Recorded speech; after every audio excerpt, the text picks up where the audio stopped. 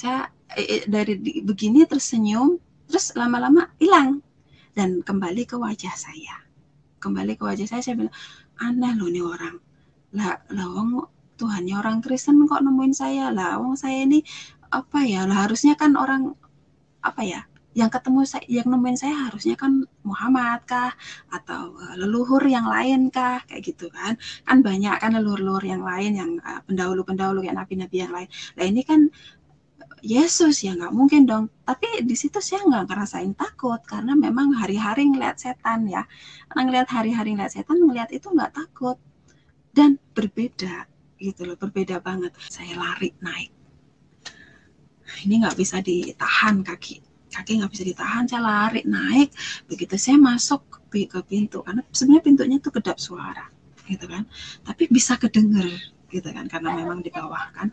Nah, begitu aku masuk, bapak yang bersama aku di sepanjang jalan itu yang tadinya pakai baju cuman putih-putih aja, itu berubah total jadi baju kerajaan. Mahkota durinya itu berganti dengan mahkota, benar-benar mahkota raja. Dan saya bilang, hah, bapakku ganteng banget. Saya bilang kayak gitu. Begitu saya teriak, bapakku ganteng banget.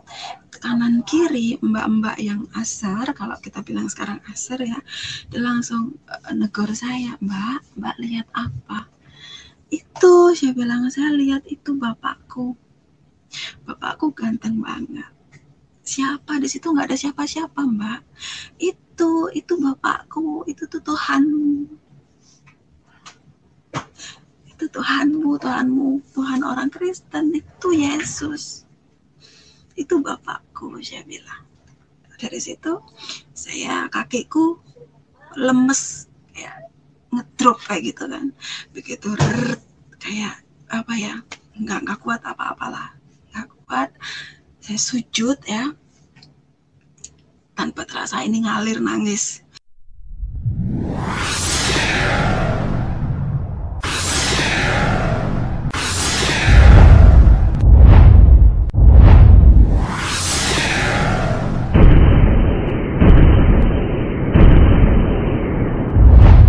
Shalom semuanya saudaraku, dimanapun Anda berada. Perkenalkan, nama saya Ari Mulyani, saya dari Lampung.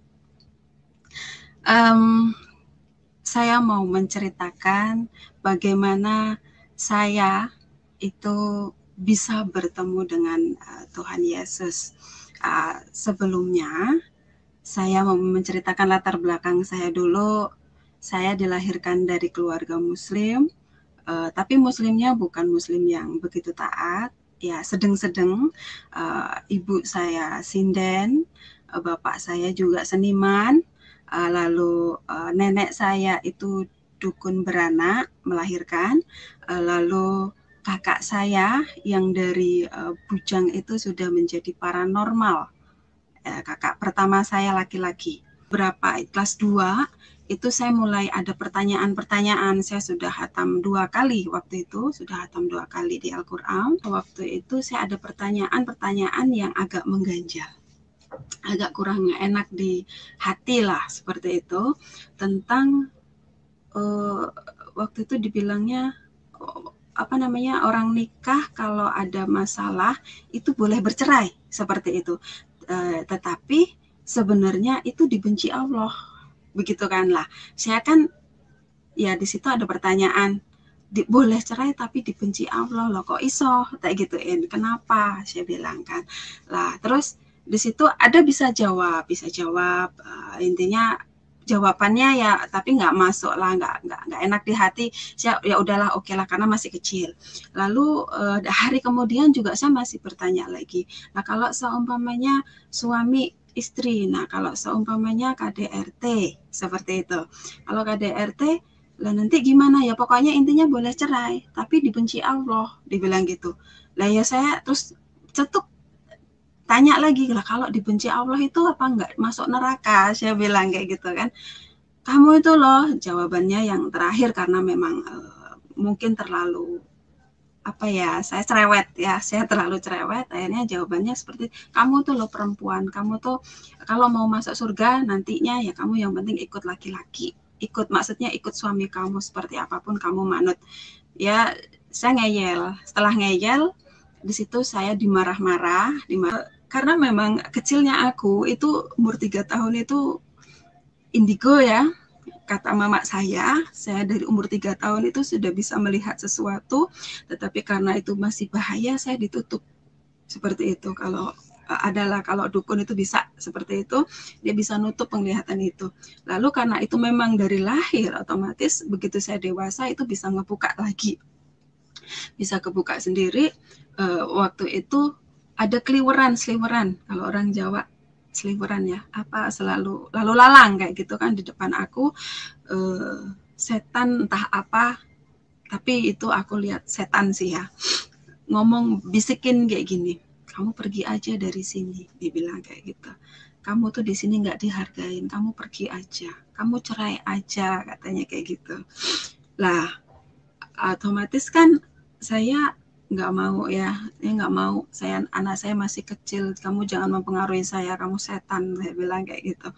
Dia ketawa kayak gitu kan, terbang kayak gitu, ngakak. Nah terus saya kurang ajar kamu, saya bilang kan. Nah dari situ terus saya sholat, aku harus gimana, saya nggak mau kayak gini terus. Lalu di situ saya kok, kakak saya pulang dari kerja itu dia bilang, kamu mau nggak berangkat ke luar negeri, dia bilang kayak gitu. Anak saya masih kecil mbak, saya nggak mau, saya bilang ya nanti disapai dulu, kalau memang kamu di situ terus kamu nggak akan berubah, kamu akan gitu terus, suami kamu nggak akan berubah juga, dia bilang kayak gitu. Itu suami kayak gitu, kalau memang kamu nggak mau cerai, kamu harus ngajar suami kamu dengan cara yang tegas juga, dia galaknya galak nggak benar, dia bilang kayak gitu kan, kata kakak saya. Akhirnya di situ anak saya umur 2 tahun, udah lepas susu ya, saya berangkatlah ke Singapura. Karena dulu tahun prosesnya agak lama kan, di PT itu persaingannya cukup ketat. Saya berangkat itu di PT sekitar 6 bulan, lalu saya berangkat ke Singapura. Di Singapura sekitar 1,5 tahun karena memang banyak masalah ya, karena memang banyak masalah di rumah. Saya pergi itu bawa masalah, otomatis di pikiran, di hati itu selalu nggak enak kayak gitu kan, selalu merenung anakku gimana, mana waktu itu kan belum ada HP ya, tahun 2003 2004 itu belum ada HP itu masih sangat mahal, ada tapi masih sangat mahal. Jadi ya aku belum punya, lalu juga aku mau ngirim surat itu juga males kayak gitu, malesnya ya karena ngelihat udah disuruh cerai seperti itu, udah disuruh cerai. Jadi ya enggak lah, yang penting aku tahu, aku yakin anakku sehat, seperti itu. Lalu di situ selama 1,5 tahun seperti biasa pula, karena kan memang kalau dapat majikan Cina, mohon maaf ya, dulu, kalau sekarang udah berbeda. Kalau dulu itu enggak boleh sholat, enggak boleh pokoknya banyak hal yang tidak diperbolehkan, banyak hal, ini nggak boleh, itu nggak boleh, ini nggak boleh. Nah seperti itu. Dari situ saya kan ya akal ya, punya akal lah dipakai. Saya bawa kain panjang, kalau orang Jawa itu jare. Nah itu saya pakai lengan panjang, kaki ketutup panjang juga. Nah jare itu untuk tutupin begini, saya sholat. Karena saya dapat ruangan sendiri, saya dapat kamar sendiri. Jadi setiap malam, karena bisanya sholat cuma malam, kalau siang nggak bisa karena kerja. Jadi setiap malam saya sholat cuma isya, maghrib, sama kalau mau itu tahajud, kalau enggak ya enggak. Tapi saya juga bawa Al-Quran kecil segini, karena Al-Quran kecil segini ini kan bisa disakuin ya, maksudnya bisa masuk tas kemanapun, bisa dibawa seperti itu.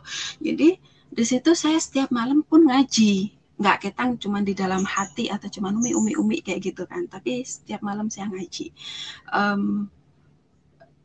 Di titik yang agak berat banget, hari-hari itu agak berat banget, hari Minggu, majikan itu lagi ada acara, pergi, dia pamit ngomong kalau nanti aku pulang malam seperti itu. Jadi kamu baik-baik di rumah, makan cukup, disediakan juga, terserah kamu makan apa aja silahkan, yang penting anjingnya dijaga, dikasih makan. Dia bilang kayak gitu. Oke, saya bilang di pagi, hari Minggu pagi jam 9 itu kan saya kan mainan sama anjing, mereka udah pergi dari jam 7, aku mainan sama anjing jam 9 pagi hari Minggu, itu mainannya keluar ke pagar kayak gitu ya, saya ambil mainan lagi, keluar lagi ya seperti itu. Lalu nggak lama anjing aku itu keluar itu yang biasanya itu dia di tempat rumputan itu ada di plester ya, cubin ya, di cubin. Nah di situ saya agak gerutu, saya teriak-teriak, aku agak gerutu waktu itu. Saya bilang, kamu nih loh orang biasanya ngising di sana, di sana, kok kamu di sini. Saya bilang kan, saya agak marah kayak gitu. Sambil nyekatin di situ, masih nyekatin lantainya, bersihin itu itu, ada suara manggil saya. Dibilang, Ari, dibilang kayak gitu kan. Ih, apa itu? Kok ada suara? Ya, saya pikir setan ya. Saya pikir setan karena udah bisa melihat, tetapi nggak tiap hari juga, maksudnya hal-hal yang perlu saya ungkapkan mungkin saya bisa, tapi kalau enggak ya enggak, seperti itu. Saya nggak mau karena kalau ngeliat setan tuh capek, badannya capek banget seperti itu. Jadi di situ kok ada suara saya gitu kan, tapi kok Jawa, nggak mungkin, udahlah tak cuekin lagi. Nah terus suara itu ada lagi, manggil lagi, Ari katanya kan, Dok katanya. Terus kok Endok sih, siapa sih, alah bodo amat lah, saya bilang kayak gitu. Saya bilang itu, saya cuekin, saya main seperti biasa, aktivitas seperti biasa. Sore hujan nih, hujan karena kerjaan udah selesai semua, otomatis saya mainan lagi sama anjing kan, mainan lagi. Setelah mainan bola itu keluar lagi di garasi, luar garasi kan. Nah saya keluar ambil, setelah ngambil hujan tambah deras, saya mau masuk kan nggak tahu kenapa kok bisa nggak bisa ngebuka kayak gitu kan, nggak bisa ngebuka. Saya cuma diem depipil ya, niup ya, berteduh di pagar kayak gitu kan. Nah, situ anjingnya nyamperin saya sambil gini-gini kan, pegang kaki saya kan, sambil kayak intinya manggil masuk kayak gitulah. Nah terus saya cuma elus-elus kepalanya, ya nanti ini bentar lagi mungkin bisa dibuka, saya bilang ini susah dibuka. Nggak lambat dari situ suara itu manggil lagi yang pagi tadi, Ari masuk katanya kan. Nah terus, loh kok ada suara lagi sih, saya bilang. Ya kan saya yakinnya apa, kenapa kok saya bingung lah, orang di rumah nggak ada siapa-siapa dan saya nggak kenal siapapun di situ kan, nggak pernah keluar, nggak pernah ini, saya cuma kenal sama majikan kayak gitu. Otomatis ya saya, siapa sih kayak gitu kan. Akhirnya saya jawab di situ, siapa lo panggil terus dari tadi, kataku kan. Akhirnya masuk katanya kan. Begitu aku buka, bisa, pintu itu bisa kebuka, langsung aku masuk ngikutin suara itu. Ke belakang, dibilangkan ikut saya ke belakang. Begitu ke belakang dia bilang ngacau, berkaca kayak gitu kan. Nah karena di belakang itu adanya kaca itu di depan toilet, akhirnya saya masuklah di situ. Begitu saya ngaca kacanya kan bulat tuh, saya ngaca, saya kaget di situ. Loh kok kamu, saya bilang kan. Yang saya lihat itu gambar wajahnya Tuhan Yesus. Ya saya bilang, loh kok kamu kan Tuhannya orang Kristen, kamu kan Yesus, saya bilang kayak gitu kan. Ngapain kamu nemuin aku, saya bilang kayak gitu. Ngapain kamu nemuin aku? Dia senyum sambil tangannya begini, dia bilang, kamu anakku, aku bapakmu, dia bilang gitu kan. Terus aku jawabnya, anak aneh, gak mungkin lah, kamu tuh kan Tuhannya orang Kristen, saya tuh kan Islam, gak mungkin, saya bilang kayak gitu. Mau apa, mau ada apa, katakan kayak gitu. Lalu dia senyum, besok kamu pulang, kamu sekolah ya, dibilang kayak gitu. Aneh-aneh lagi nih orang, saya bilang kayak gitu. Dari situ saya dari begini tersenyum, terus lama-lama hilang dan kembali ke wajah saya. Saya bilang, aneh loh nih orang. Lah wong Tuhannya orang Kristen kok nemuin saya lah, wong saya ini apa ya lah, harusnya kan orang apa ya, yang ketemu saya, yang nemuin saya harusnya kan Muhammad kah, atau leluhur yang lain kah, kayak gitu kan. Kan banyak kan leluhur yang lain, yang pendahulu-pendahulu kayak nabi-nabi yang lain. Nah ini kan Yesus, ya nggak mungkin dong. Tapi di situ saya nggak ngerasain takut, karena memang hari-hari ngeliat setan ya. Karena ngeliat hari-hari ngeliat setan, ngeliat itu nggak takut. Dan berbeda gitu loh, berbeda banget.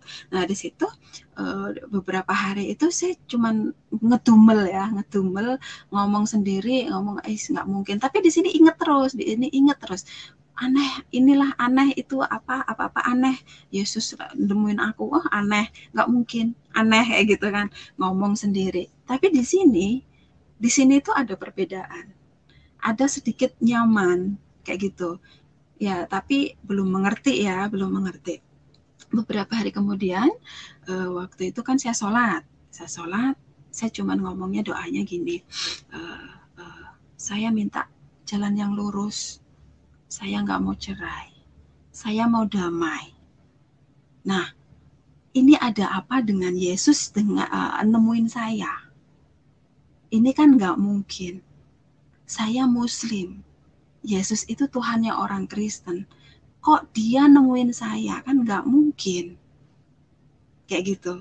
Ada apa dengan, sedangkan saya ini nggak tahu tentang Kristen, nggak tahu tentang apa, nggak ngerti. Setahu saya suruh sholat ya sholat, saya ngaji ya tiap hari ngaji, nggak ketang delik-delik kayak gitu kan.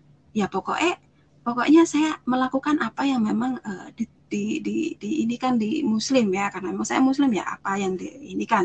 Nah terus hari-hari saya tetap seperti itu doanya. Pokoknya saya minta jalan yang lurus, saya minta damai, saya nggak mau cerai. Lalu itu kan ketemunya hari Minggu.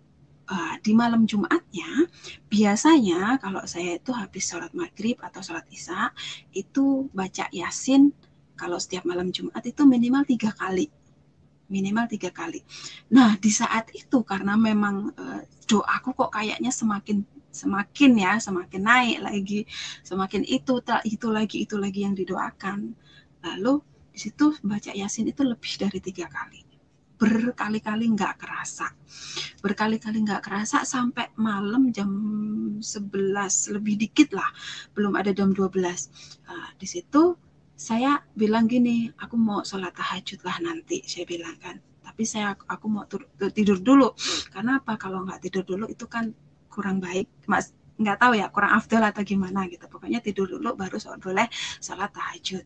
Nah saya tidur sekitar 2 jam, jam 2 aku ngidupin alarm kan, jam 2 saya bangun. Begitu saya bangun, saya langsung seperti biasa wudhu apa segala macam, saya sholat tahajud. Nah begitu saya sholat tahajud, di tahiyat akhir ya, sujud yang terakhir itu tuh ngerasain di sini kayak ada yang megang gitu. Ini dipegang terus kayak gitu kan, itu rasanya hangat, kayak gimana itu, jalar ke belakang ke seluruh tubuh tuh kayak kesetrum gitu, kayak gitu, kayak kesetrum kan ya. Aneh ya, kuping aku tuh kayak semua, tangan aku tuh ngerasain beda banget. Saya bilang kok aku mau nangis kayak gitu, mau ketawa, mau nangis, ini ngapa sih, badan aku kenapa, saya bilang kayak gitu. Lah habis itu sudah kerasa semua, udah agak lama sekitar 10 menit itu saya duduk, udah selesai tuh saya duduk. Begitu saya duduk, saya tahiyat akhir kan, mau salam lirik kanan lirik kiri gitu, di depan saya ada yang duduk, ada yang belum salam tuh, ada yang duduk, lalu tangan dia ini beginiin saya, terus saya waktu itu langsung ngerasain nangisnya bener-bener keluar ya, bener-bener nangis. Dibilang, kamu minta damai? Ya, aku damai itu. Kamu cari jalan yang lurus untuk menyelesaikan masalahmu? Ya, akulah jalan itu yang lurus. Kamu mau tidak cerai? Iya, aku kehendaki itu. Seperti itu, lalu saya melihat langsung. Saya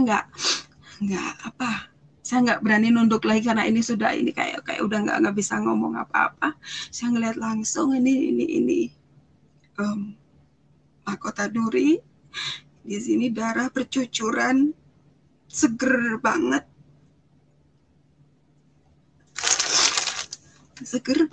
Lalu di sininya pokoknya ada darah mengalir begini, kanan kiri mengalir.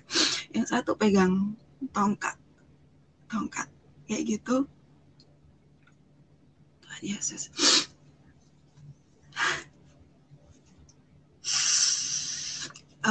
Di situ dia bilang, aku anak, kamu anakku, aku bapakmu, ikut aku. Dia bilang kayak gitu. Saya nggak bisa ngomong apa-apa, tapi hati saya ngomong, kamu siapa? Aku bapakmu.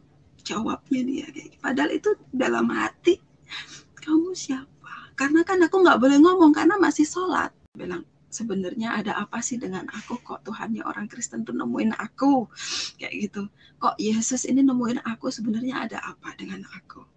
Tapi nggak apa-apa lah, saya bilang, yang penting orang itu baik kok, walaupun kata orang itu ini roh itu roh ini, tapi aku ngelihat roh ini satu ini baik banget sama aku bisa curhat, aku nggak takut, nggak seperti setan yang lain seperti itu kan, roh-roh yang lain yang dia suka nakut-nakutin, dia suka ngagetin, dia suka pokoknya mempengaruhi hal-hal negatif. Ini yang saya rasain beda. Lalu di situ di hari berikutnya, waktu itu hari apa ya, Minggu kalau nggak salah ya, Minggu lagi tuh pagi majikan tuh pergi lagi. Tapi waktu yang hari Minggu kedua itu saya nggak mainan sama anjing, tidak. Cuman hari itu majikan bilang, kamu hari ini istirahat, kamu nggak usah ngapa-ngapain, pokoknya kamu hari ini istirahat total. Dia bilang kayak gitu. Jadi di situ saya kan nggak ngapa-ngapain, di dalam kamar, paling keluar cuma makan kayak gitu, nanti masuk lagi ke dalam kamar tiduran. Nah di saat itu saya duduk sambil baca Al-Quran ya, lalu saya tuh ngomong gini, kalau memang kamu benar Bapakku, sebenarnya apa sih yang membuat orang Kristen itu menyembah kamu? Saya bilang kan. Dia datang, langsung kayak langsung ada aja di sebelah aku. Dia bilang, sini, kata dia kayak gitu. Datang lagi, saya bilang kayak gitu kan. Gimana? Aku pengen tahu, saya bilang, kenapa kok orang Kristen itu nyembah kamu? Sini, buka tangan kamu. Dia bilang kan. Saya buka tanganku seperti ini, seperti orang berdoa begini. Lalu kamu lihat dalam-dalam di tangan kamu mau masuk di dalam. Seperti itu saya resapi seperti saya itu masuk ya, roh saya itu kayak dibawa masuk kayak gitu. Nah di situ dibawa ke alam lain ya, saya dilihatkan kayak layar lebar banget, tetapi saya ada, cuman itu di masa lampau kayak gitu kan, di masa yang cukup nggak ngerti kayak gitu kan. Di situ begitu masuk itu pertama kali gelap banget. Saya kan takut ya, saya langsung gandeng tangannya apa kan, karena tapi begini ini bisa kepegang. Tapi anehnya lah, saya bilang kayak gitu kan, roh ya, tapi kok aneh, tak tarik gini kok kepegang kayak gitu kan. Nah terus takut, jangan takut katanya kan. Oke, coba perhatikan, kamu cukup melihat. Lah, begitu itu hitam pekat ya, pokoknya hitam. Terus nggak lama kemudian ada putih ya, ada putih, ada hitam. Lalu di situ ada air, lalu di situ ada angin. Begitu ada angin, di situ ada kayak debu tanah kayak gitu tuh, gerumpul, itu bentuk bulatan. Lalu di situ satu tuh tumbuh tumbuh-tumbuhan kayak rumput, pohon kayak gitu tumbuh satu-satu. Lalu nggak lama dari situ ada binatang 1, 2, 3 kayak gitu kan, semua binatang ada. Lalu nggak lama dari situ angin besar tuh kayak gitu kan. Begitu angin besar itu tuh kayak debunya itu kan kayak angin puting beliung apa sih. Nah debunya kan naik tuh. Debunya naik itu kayak bentuk sesuatu. Begitu bentuk sesuatu langsung pup, kayak taruh aja di tanah ya. Ditaruh di tanah itu berbentuk manusia. Lalu di situ berdiri dan seperti biasa. Saya bilang, hah? Itu manusia kayak gitu, saya bilang kan. Lalu dari situ nggak lama kemudian dia kayak ditidurin gitu, plek kayak gitu kan, ditidurin. Ini kayak ngambil sesuatu di dada sebelah kiri, bunyi tek kayak gitu, bunyi tek. Terus habis itu ditaruh di sebelah laki-laki itu ya, manusia yang pertama tadi, di sebelahnya. Terus wujud tutut kayak kebentuk aja, bentuklah manusia lagi dan perempuan, ada rambutnya panjang. Nah saya bilang, hah, ini laki-laki, ini perempuan, ini apaan? Saya bilang kan, Pak ini apa? Cukup kamu lihat saja. Ya saya akan bertanya terus, tapi ya cukup kamu lihat saja, seperti itu jawabannya itu. Lalu di masa itu melahirkan 1, 2, 3 banyak manusia, satu berdatang, maksudnya nambah-nambah lah manusia. Begitu nambah-nambah, nggak lama di situ ada meja ya, kayak meja kayu kayak gitu. Lalu ada hewan itu ditarik masuk ke meja itu, ditaruh di atas meja itu. Ada kambing domba itu dipotong, terus kayak gitu kan, dipotong itu darahnya itu benar-benar seger banget kayak gitu kan, seger banget. Nah darah itu ditampung di mangkok ya, kayak di mangkok lah, anggaplah mangkok, tapi itu kayak kulit kok, ada kayak kulit gitu. Nah itu dioles-olesin di pintu-pintu rumah gitu. Nah dioles-olesin di pintu-pintu rumah. Lalu nggak lama dari situ beda masa lagi, ada angin yang begitu besar, air kayak gitu kan, tinggi, gemuruh besar banget, tinggi banget. Nah dari situ kayak mau ngenain ke aku, tapi aku nggak kena kayak gitu kan, ngenain aku, gulung aku gitu, tapi aku nggak kena. Nah setelah itu muncul dari jauh itu tuh kapal besar banget, kapal besar. Di situ ada masuk binatang, ada manusia juga beberapa orang, nggak banyak, tapi binatang itu lengkap. Lalu ada tumbuh-tumbuhan itu nggak banyak, kalau tumbuh-tumbuhan beberapa kayak gitu kan. Di situ nggak lama terus berbeda lagi kan, berbeda masa.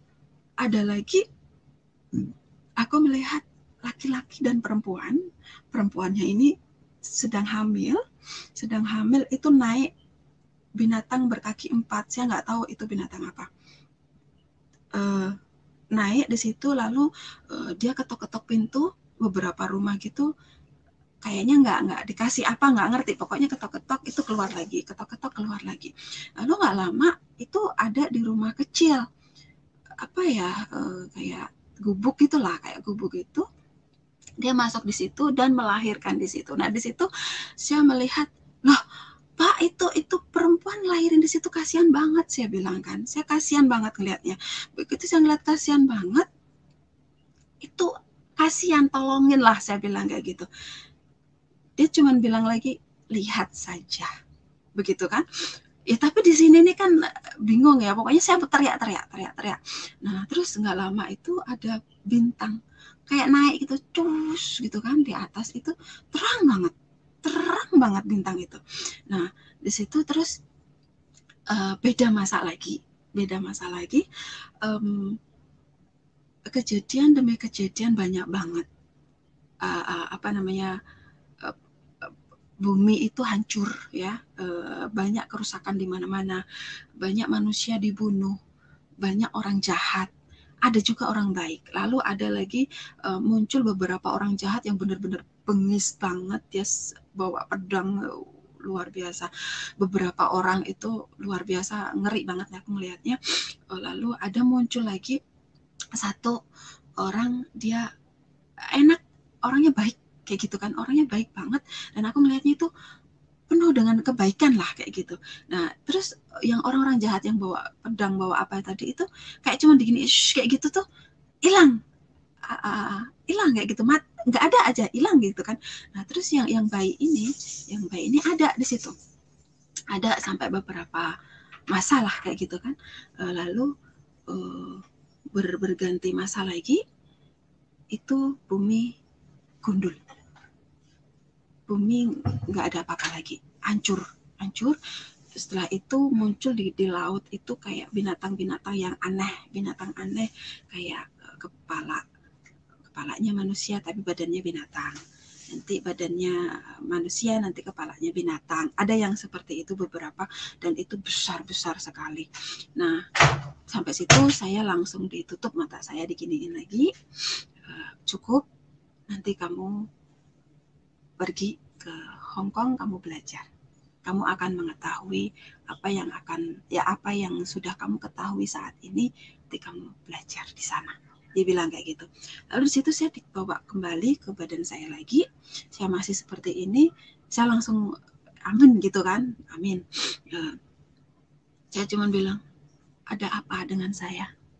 Itu saja. Besok kamu pulang, kamu pergi ke Hong Kong. Nah, karena kan saya hari-hari itu agak aneh ya, bicara sendiri lah, apalah kayak gitu, orang melihatnya saya gila.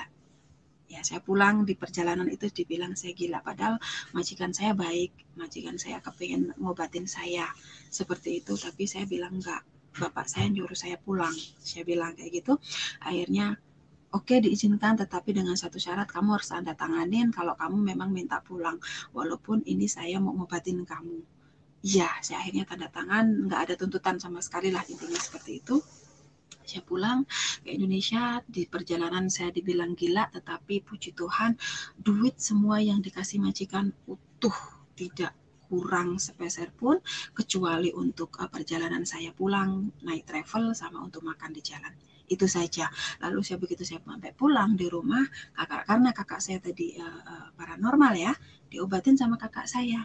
Kakak saya bilang, kamu cari paranormal lain, karena maksudnya kalau sedarah itu kurang bisa lah, seperti kurang bisa nyatu lah obatnya, kurang gimana lah, aku nggak ngerti juga, nggak ngerti intinya. Terus di situ saya diobatin tempat lain. Nah di tempat paranormal itu saya diobatin pakai obat, ya pakai obat itu jamu-jamuan kayak gitu tradisional, disuruh minum. Lalu direfleksi juga, direfleksi itu saya menemukan, bukan saya tapi yang merefleksi saya itu menemukan sesuatu di sini, katanya kurang baik, ada sesuatu di sini sarafnya yang kurang baik. Akhirnya di situ dibenerin. Setelah itu 3 bulan proses penyembuhan saya itu 3 bulan, saya dinyatakan sembuh. Begitu saya dinyatakan sembuh, bapak ngomong lagi, ayo sekarang waktunya kamu berangkat ke Hong Kong. Seperti itu. Saya berangkat lagi. Akhirnya saya berangkat lagi. Saya udah ketemu sama anak juga, tapi waktu itu sudah bilang, kalau mau cerai ataupun tidak, nanti saya nggak mau mikirin itu. Saya pokoknya mikirin saya dan masa depan anak, biar aku nggak mau lah, intinya saya nggak mau cerai, tapi nggak tahu nanti, itu masih gantung. Nah saya berangkat ke Hong Kong, ke Hong Kong di PT sekitar 3 bulanan.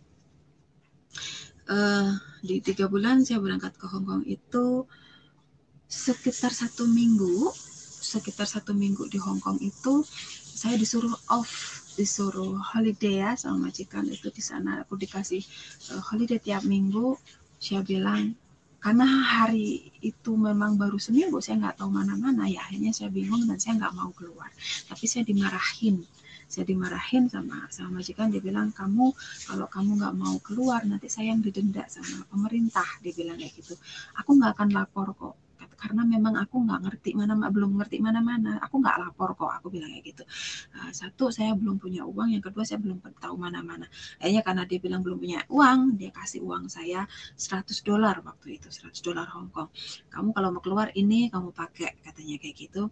Akhirnya saya bilang persetujuan, hari ini saya nggak keluar, tapi minggu depan oke saya keluar. Nah di hari minggu ke depannya saya ngomong kan, saya mau keluar kemana, saya nggak tahu mana-mana. Akhirnya saya ingat lagi, bapak yang sama aku masih ada nggak ya, gitu kan? Karena kan waktu itu kan tidak boleh terlalu dikeluarkan lah, kalau ada apa-apa cuma ngomong di dalam hati kayak gitu kan. Akhirnya di situ karena saya saking bingungnya, saya masuk kamar, saya cuma mau, bapak masih ada nggak sama aku, saya bilang kayak gitu kan. Masih ada sama aku nggak, kayak gitu kan. Ada aja, langsung ada aja, dia bilang ada apa, dia bilang saya mau keluar tapi saya nggak tahu mana-mana. Iya, keluar sama bapak. Nah di situ beneran ya, besok keluar sama bapak, dibilang kan, karena sudah ngomong kan ya, udah janjian kan kayak gitu, udah janjian. Akhirnya pagi jam 8 saya keluar, bapak itu sudah nunggu di depan pintu, udah nunggu. Dia bilang, ayo, katanya kan, bapak tapi aku ragu nanti aku kalau kesasar gimana, kata dia kayak gitu kan, senyum kan. Terus saya bilang, enggak deh, enggak, aku yakin kok, waktu itu aku dibawa dari Singapura nggak kesasar, sampai sini pun saya nggak kesasar, pasti aku nanti juga nggak akan kesasar, saya yakin, saya bilang kayak gitu. Lalu di situ, nanti saya berjalan di depanmu, dibilang kan, kamu ngikutin aku dari belakang ya. Iya, kataku kan, saya ngikutin.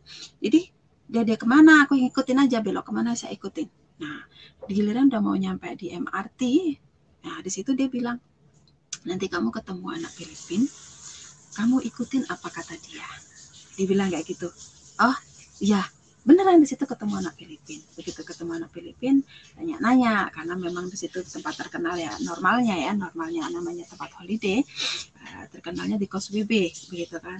Saya ngomong, kalau mau ke Kos WB gimana mbak, saya bilang kan sama anak Filipin itu. Dia bilang diajarin sama dia gimana caranya masuk ke MRT, gimana caranya beli kartunya, diajarin sama dia, ini gini. Terus kamu mau kemana? Saya mau ke ini, kata dia mau ke gereja.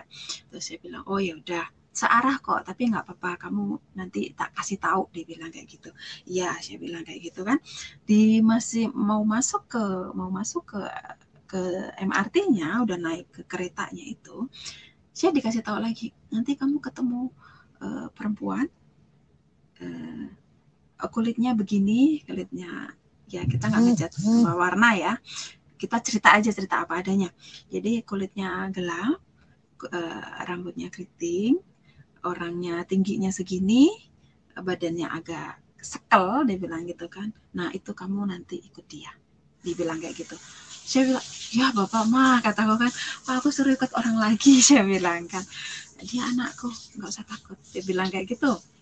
Dia anakku, kamu gak usah takut, ikut dia. Oke, saya bilang kayak gitu. Nah sepanjang jalan saya nggak ngerasa ngelihat orang itu. Saya nggak ngelihat, padahal saya udah cari, maksudnya mata saya tertuju ke lorong kereta itu, nggak ada. Ke sebelah sana juga nggak ada. Aku cuma diem. Akhirnya di situ tibalah di pemberitahuan di stasiun Tin Hau, begitu kan. Nah di situ kok dia langsung ada di depan saya, pojokan, dia tidur ternyata. Dia ngeliat, dia bilang, udah nyampe ya ternyata.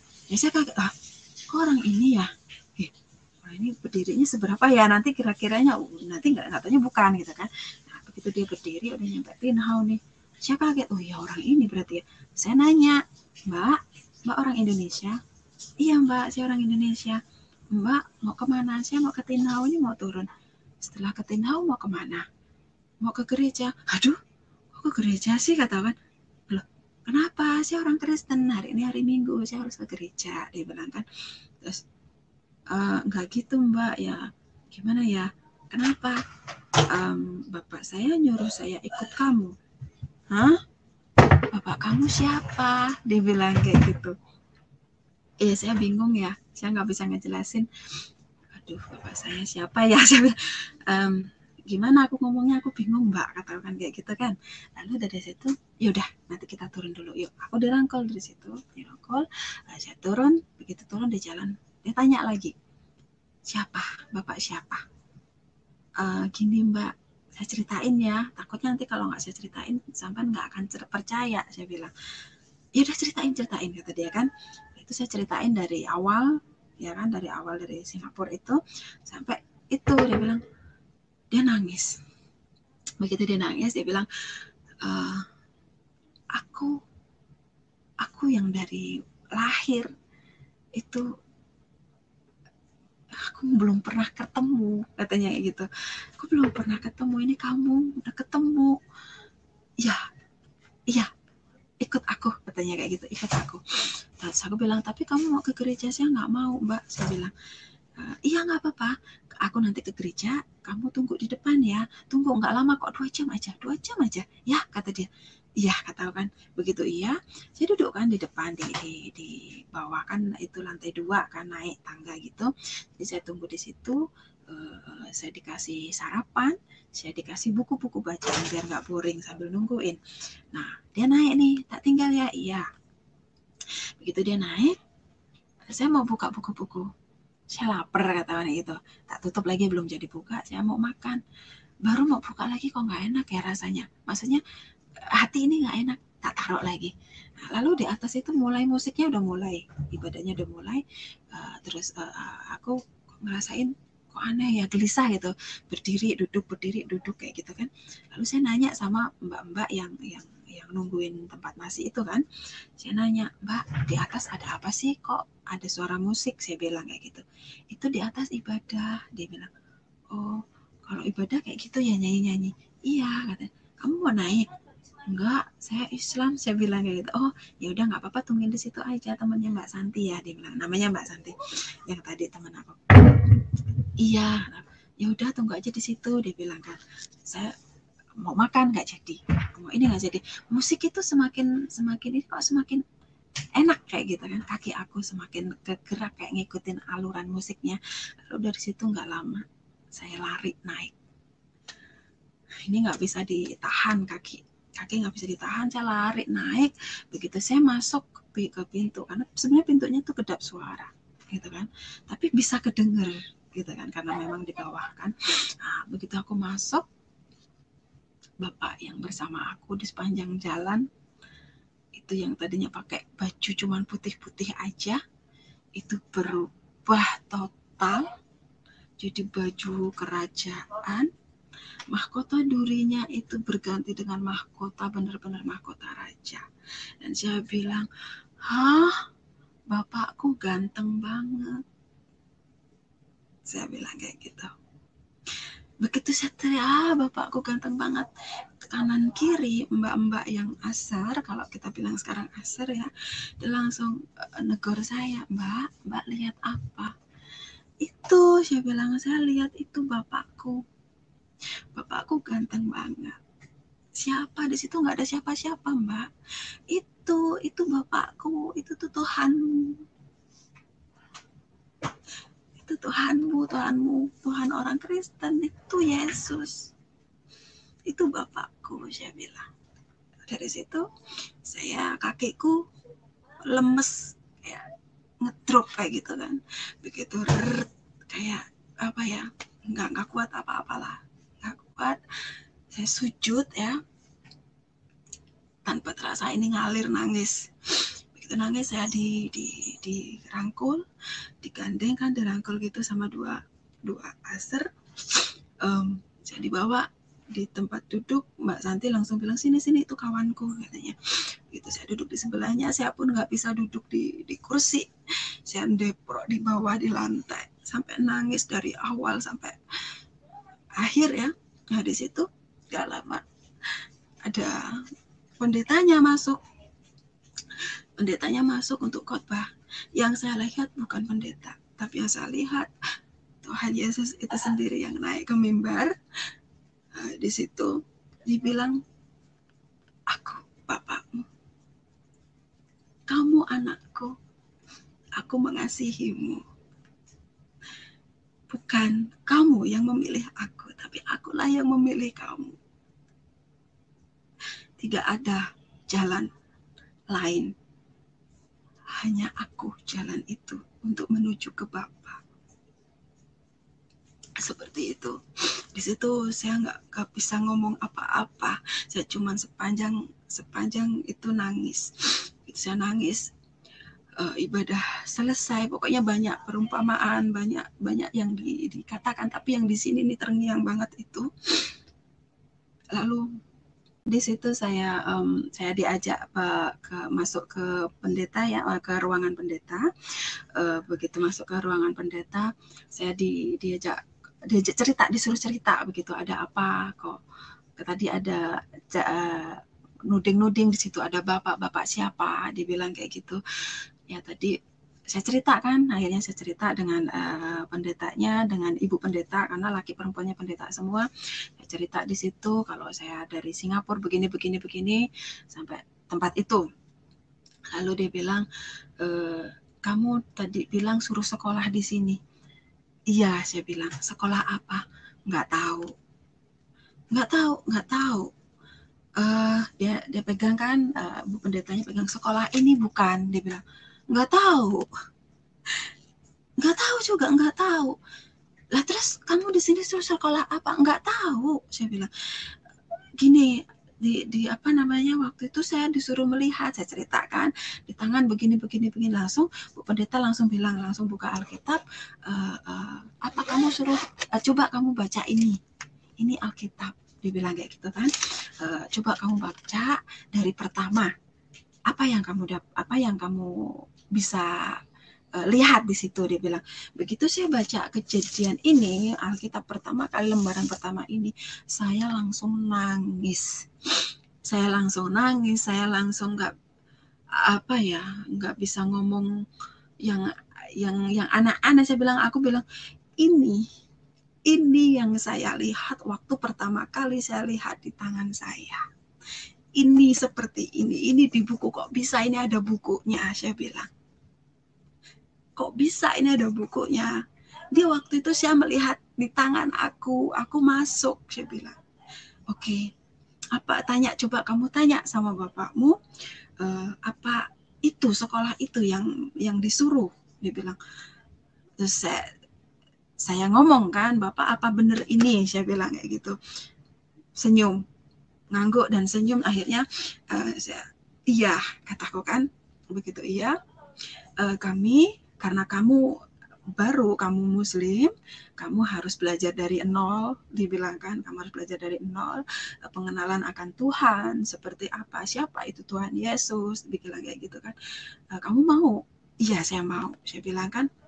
Akhirnya di situ, tapi kamu harus dibaptis, karena kalau belum dibaptis nanti kamu nggak ngerti, dia bilang kan. Oh iya, saya mau dibaptis. Akhirnya dari situ konseling untuk baptis ya. 2 minggu kemudian saya dibaptis. Setelah itu saya masuk sekolah yang Kom 100, karena aku di Bethel, di situ gerejanya gereja Betani ya. Di situ Kom 100 ya, saya normal sih, maksudnya nggak ada masalah apa-apa ya. Saya senang karena apa, yang saya lihat dengan yang di sini selalu klop kayak gitu kan, selalu sama. Oh berarti yang tak lihat waktu itu, di sini ada. Lalu ada perjalanannya begini, ini ada kayak gitu kan. Setelah itu tibalah di pengajaran tentang pernikahan. Pelajaran tentang pernikahan di situ awal mula dibilang, apa yang dipersatukan Allah tidak boleh diceraikan manusia, begitu kan. Lalu di situ saya kan ya kayak, gimana ya, kok lah saya ini korban, maksudnya orang tua saya cerai, bapak saya itu nikah dengan mama saya itu juga sebelumnya udah nikah kan, udah punya anak dan nikah sama ibu saya punya, berarti saya ini apa, saya bilang kan. Lah katanya kalau berbeda itu namanya zina kayak gitu kan. Lah, saya hasil zina. Lah terus tanya lagi, nah terus suami saya juga begitu, suami saya itu ibunya itu istri yang terakhir kayak gitu kan, banyak istrinya juga. Lah suami saya juga hasil zina. Lah terus gimana? Saya bilang. Akhirnya di situ diajarin banyak. Di situ saya bilang, lalu gimana caranya supaya kami ini tidak bercerai? Karena memang saya nggak mau bercerai, tetapi saya juga mau hidup saya benar. Saya nggak mau hidup seperti dulu, dibayang-bayangi dengan masa lalu yang dikit-dikit talak, dikit-dikit cerai, dikit-dikit talak, dikit-dikit cerai, gitu kan.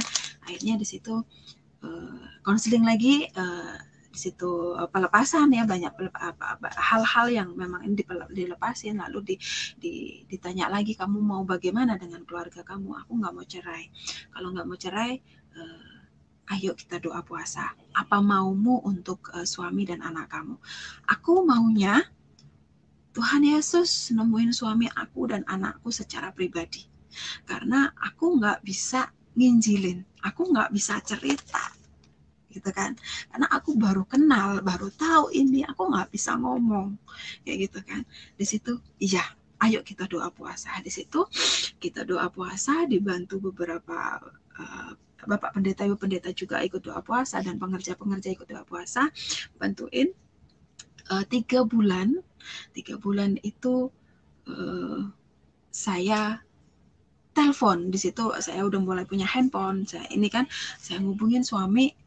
Ternyata suamiku bilang kalau ditemuin Tuhan secara pribadi, dan anakku juga.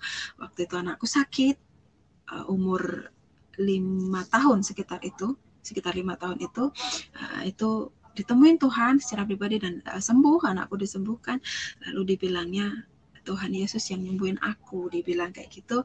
Dari situ nggak lama suamiku dibaptis, dan waktu 2008 aku pulang, itu anakku dibaptis.